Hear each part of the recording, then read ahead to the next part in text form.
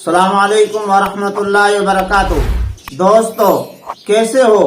उम्मीद है कि आप तमाम हजरात खैरियत से होंगे। अल्लाह रब्बुल इज्जत आपको हमेशा खुश रखे।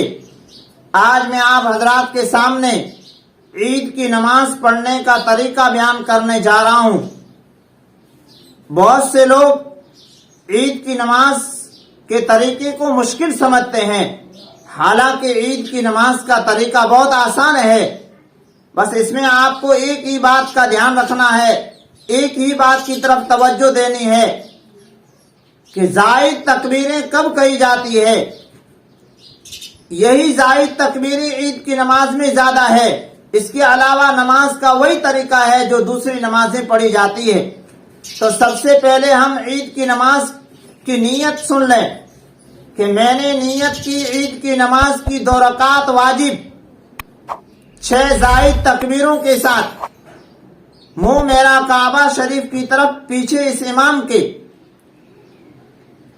इस नियत के बाद इमाम साहब तकबीर तहरीमा कहेंगे, अल्लाहु अकबर कहते हुए आप भी साथ में तकबीर तहरीमा कहते हुए हाथों को बांध लें। उसके बाद सुभान कल्ला पढ़ें। सुभान कल्ला के बाद इमाम साहब 3 जायद तकबीरें कहेंगे।